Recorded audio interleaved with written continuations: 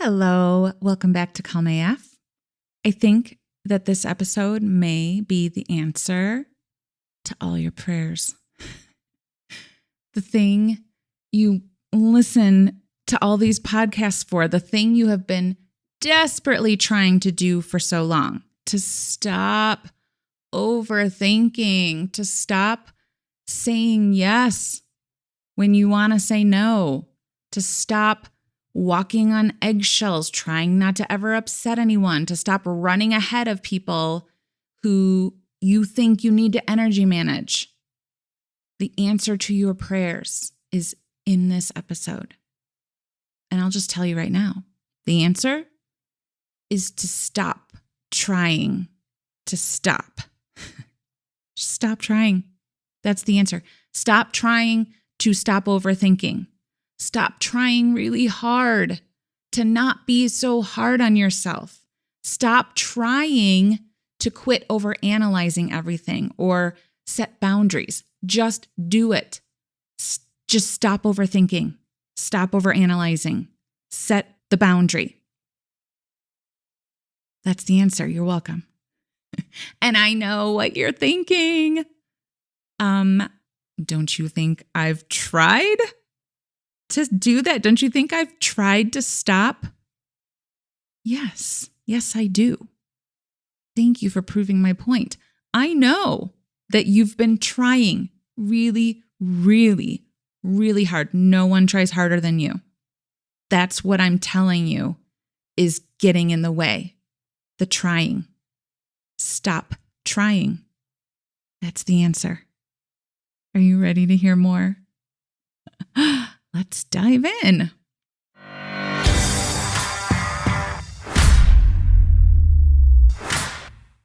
So first of all, I know you. I know my people. I know who listens to this podcast.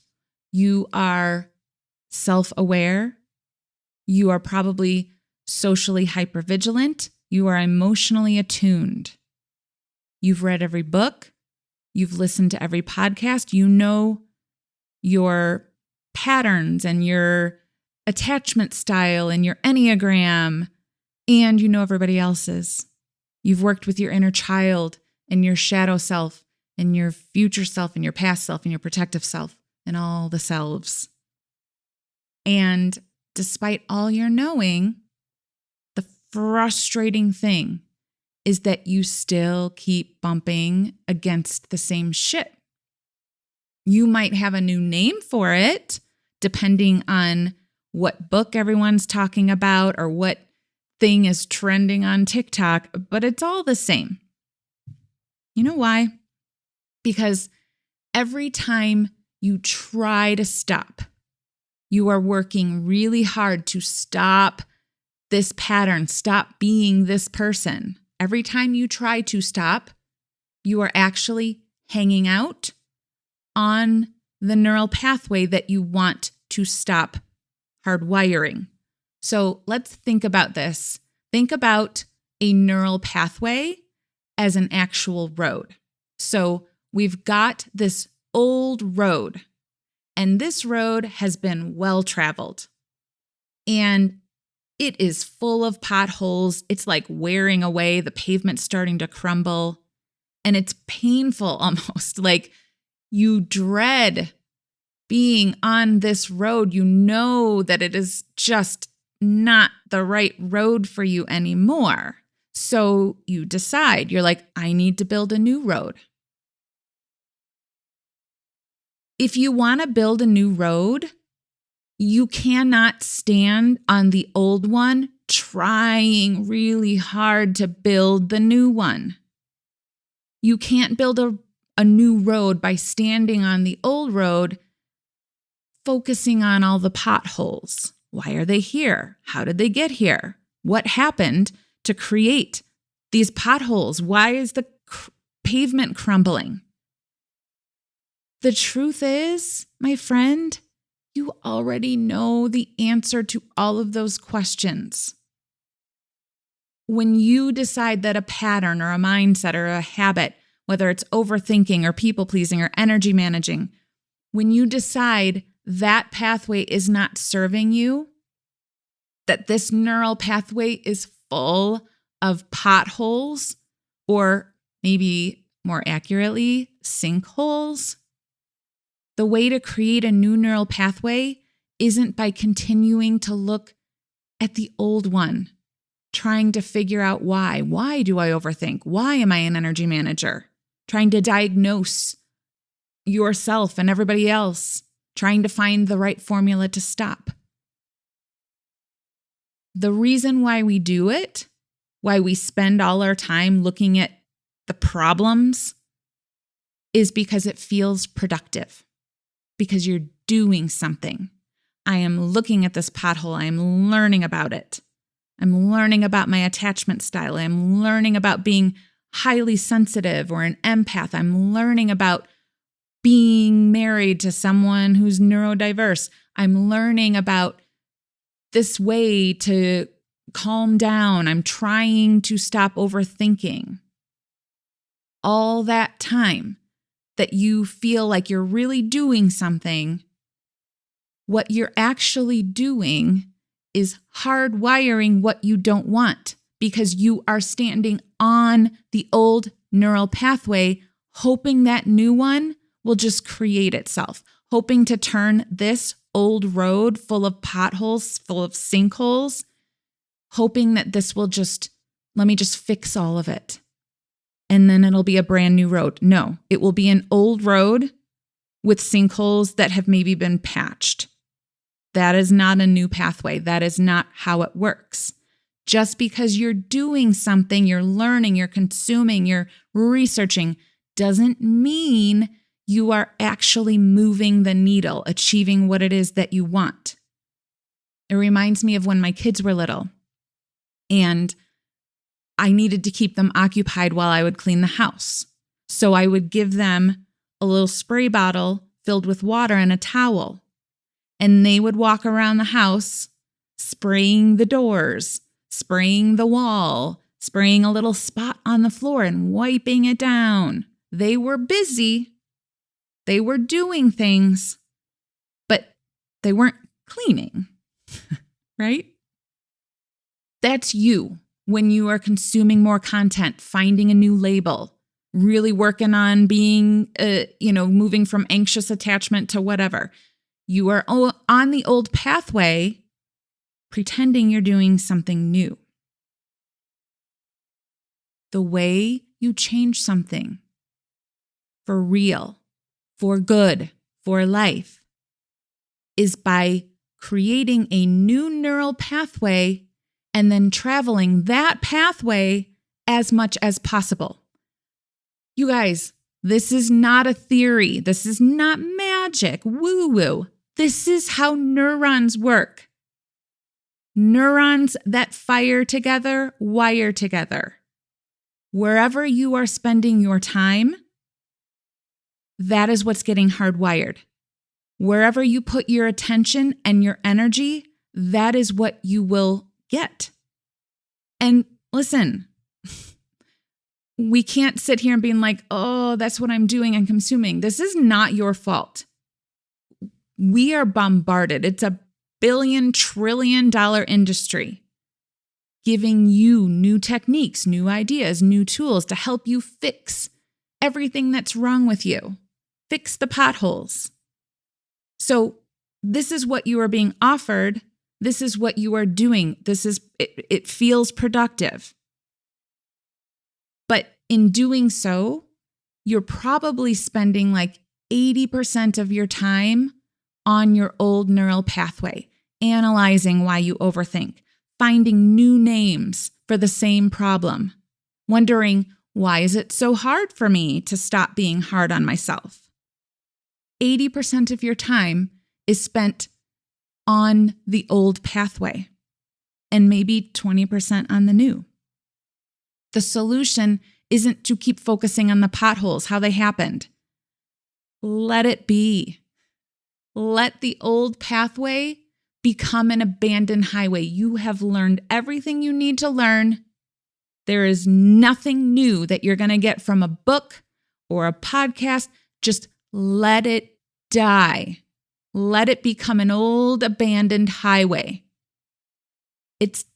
You just have to get on the new pathway and make sure you set yourself up in a way so that you don't have to try to remember to get on it. Every day, my clients get a reminder. They read the love letter I send, which is basically, hey, don't forget, get on the new pathway, let the old one die. And every week, I love this so much. I talked about this last week. Calm AF Life just turned 3 years old. And we have now 3 years worth of proof that this works.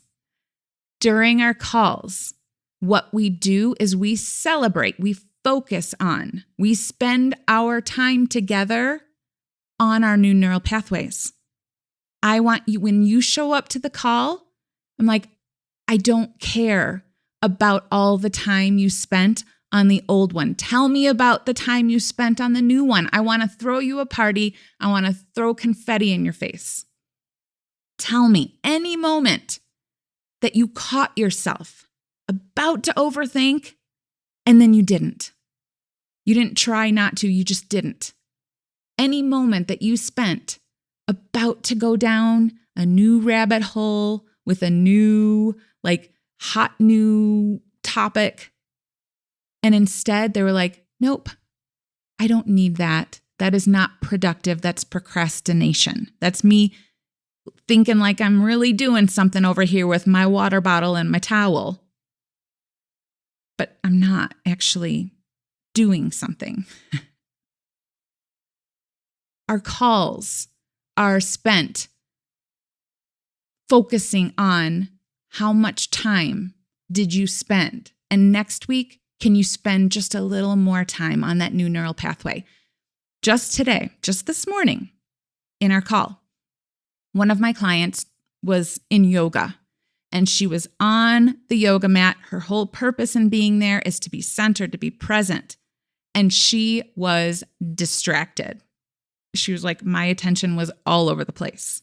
Now, let me tell you a little history. This client used to be a person who was very hard on herself, like self-punishing. Like if I'm not giving 150%, I might as well be giving 0%. That kind of hard on herself. And the old version of her used to try really, really, really hard to stop being so hard on herself, like incessantly, relentlessly trying, which is the equivalent of trying to build a new road by staring at the potholes in the old road. That's who she used to be. That is not who she is now. She's not trying not to be hard on herself anymore. She just is a person who is kind to herself. She just is on her new neural pathway. Like 80% of the time, she's flipped it. So today, she found herself having a hard time being present on the yoga mat. Instead of trying not to be hard on herself, she brought in some little helpers. She just imagined all the versions of herself, like a 5-year-old self, a 10-year-old self, a teenage self. Her 5-year-old self had a little lizard on her shoulder to represent her little lizard brain. Like she was represented. And in that moment, she didn't need to try to stop being distracted or not be hard on herself for being distracted. She was just like, I would never be hard on a 5-year-old for being distracted. That's not going to help. That's not who I am. That was my old pathway. On my new path, the place that I spend my time now, this is who I am now. We can just be here. We can just be distracted on the mat together. It's fine. She stopped trying to fix the old pathway and just stepped right onto the new. She stopped trying. That is how you change for real, for good, for life. That's how the ratio flips from spending 80% of the time in the old pathway to 80% of time in the new pathway.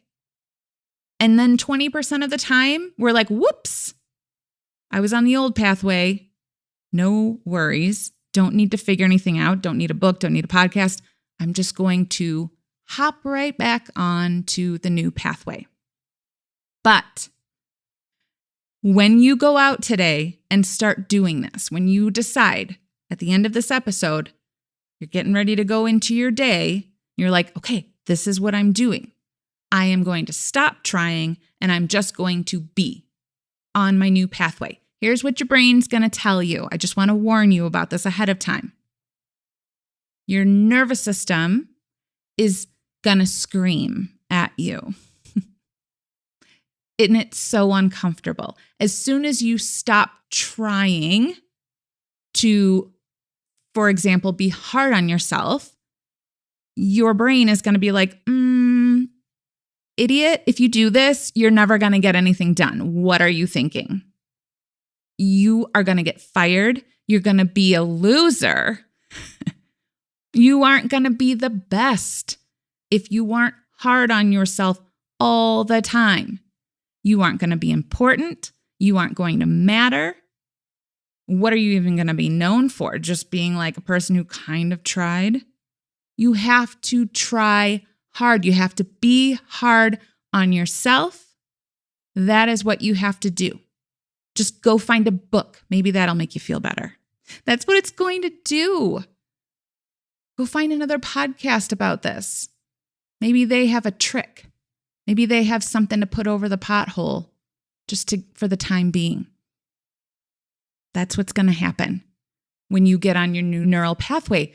And that sucks, right? Like you don't want your nervous system to be yelling at you because you've decided to step into the pathway that you want. And you just need to know it. You just need to know that that's going to happen so that when it does, you don't hop back over to the old pathway looking for something new. You don't need to go back to being hard on yourself. You got to stop. You have to stop trying and just do. Do it shitty, but just do it.